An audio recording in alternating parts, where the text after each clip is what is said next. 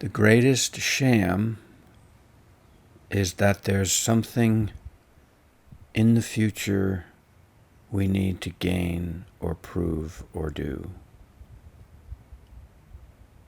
We came here already full and overflowing. Every baby and child shows us that overflowing energy and life and love. That's the fullness of the human soul. We're beautiful as we are. Everything else is a layering onto us from those around us. Family, culture, society, ideas.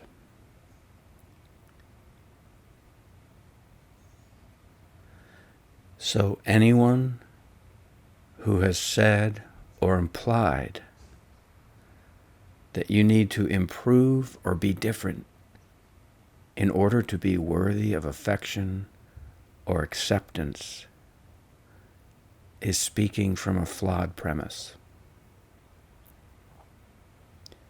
And of course, this anyone is everyone, or so it can feel.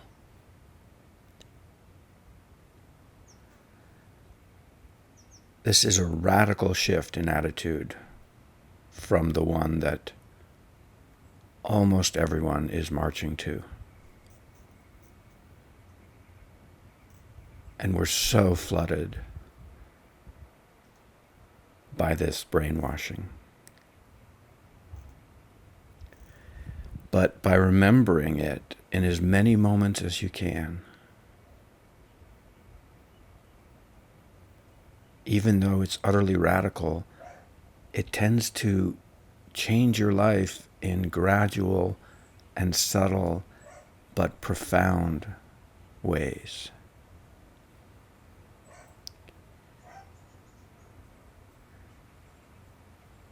Another reason or evidence that we can feel that this is natural, even though it's radical compared to the flood that we are subject to in the culture. Another reason we know it's natural is how sweet it is, those friends of ours who accept us and love us as we are.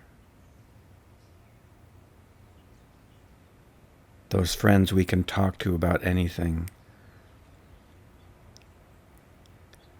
How good that feels.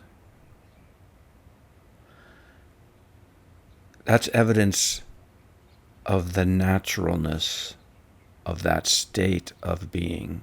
And if we can truly accept that within and not just associate the feeling with a certain friend,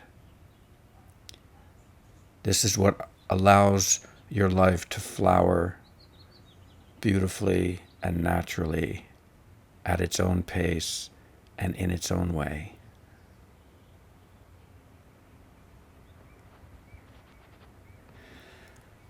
All the judging and commanding and motivating to achieve,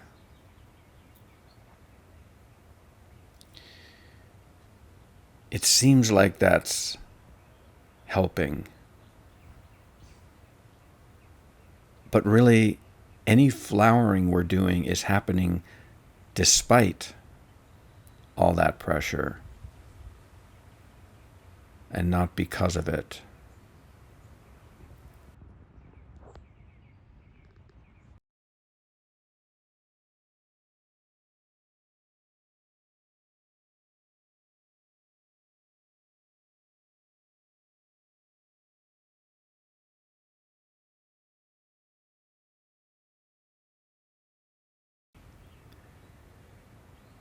We naturally change and grow.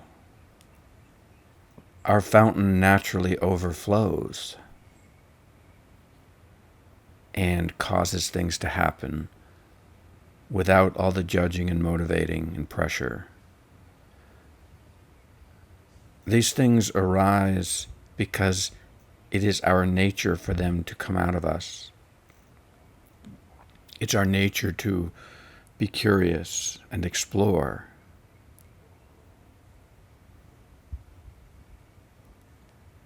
So if we want a deeply satisfying life, not just one that checks the boxes and collects the rewards and achieves the prizes that everybody can see, if we want a deeply satisfying life, then life unfolds harmoniously out of an existing sense of already being perfect. Assuming you're flawed doesn't even logically make sense as a formula for success. If you assume you're flawed, then you are a flawed person attempting to improve a flawed person. So this is the flawed leading the flawed. What a disaster. A flawed person cannot know what perfection is or how to at least move towards it. Perfect can only come from existing perfect. This is the essence of the universe. Perfection seeking more perfection. Our true nature is beauty, seeking more beauty. You can only find evidence for whatever premise you started with. If you start with the premise that you're flawed and unworthy of love, how can you see anything but that?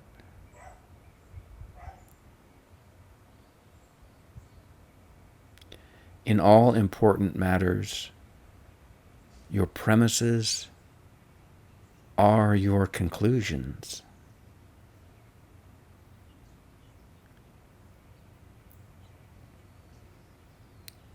And the essence of being a human is that we are free to choose our premises.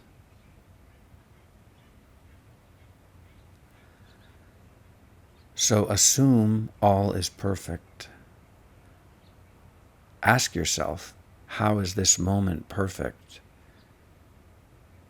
This will help you find things to savor.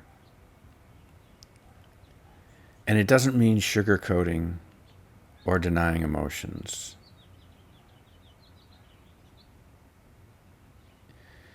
We assume all that we thought was imperfect is perfect too. Whatever arises is perfect. We know perfection is impossible. We think that's unhealthy to be a perfectionist because nothing can ever be perfect. And that's true. The only possible perfection includes imperfections.